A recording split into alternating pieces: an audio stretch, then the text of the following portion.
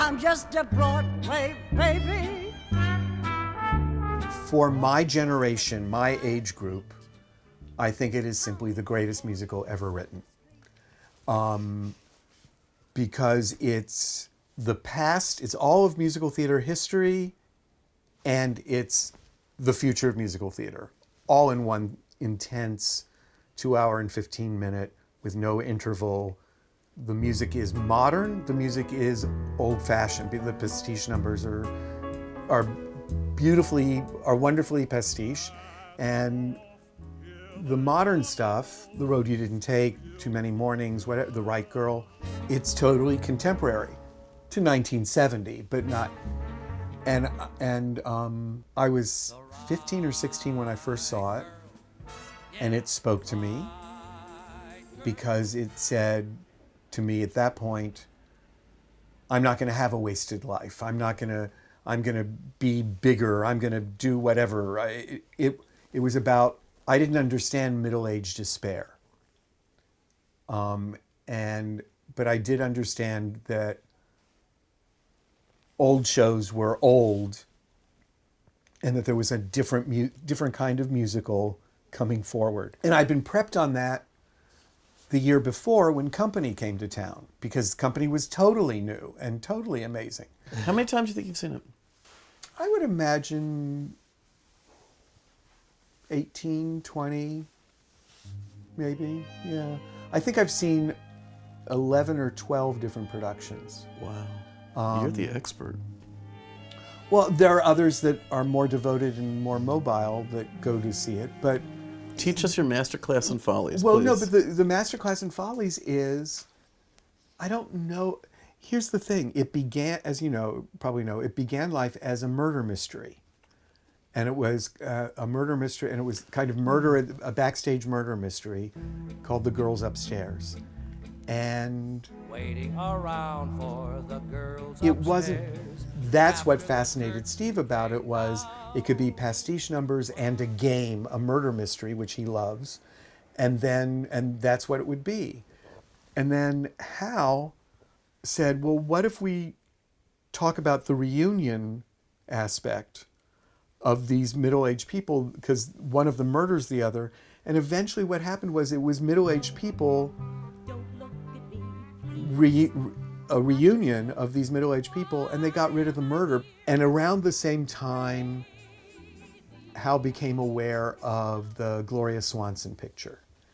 And suddenly Gloria Swanson in the wreckage, and somehow relating that to the wreckage of contemporary marriages in 1970.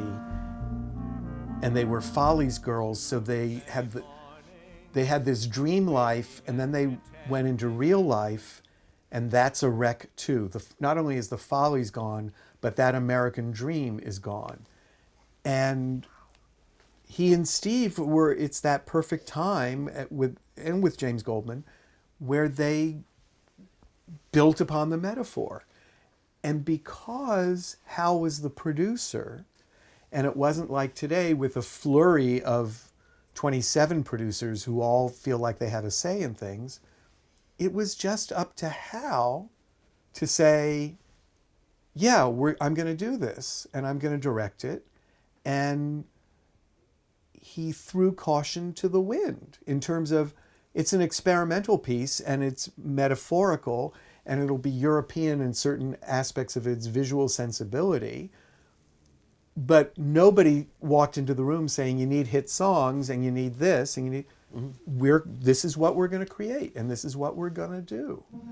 And that's how it became possible, because no commercial producer with his eye on the prize would do that. It needed to be somebody who was part of the creative team to say, I'm going to make this happen. And that's what he did. And Hal had that power and that autonomy, and that group of investors who believed in him. They said, sure, whatever you're doing. Is there anything to say about the artwork, the logo, the cover? It's the best poster for, the original Broadway poster is the best poster ever for any musical of all time. Yeah. Because not only is it gorgeous, but it instantly communicates what this show is entirely about and without showing the star, it shows it's the show. A Follies poster, a Follies girl with a crack down the middle. And that's it. It's one of those shows that you can't deny that it's a great show anymore. Time is caught up with it in a way that time quite often catches up with shows. It was ahead of its time, and it's not behind the times. It will, I believe, always be relevant because it goes to the heart of a midlife crisis, of a middle-age crisis. And it uses the theater as the metaphor for all of that stuff.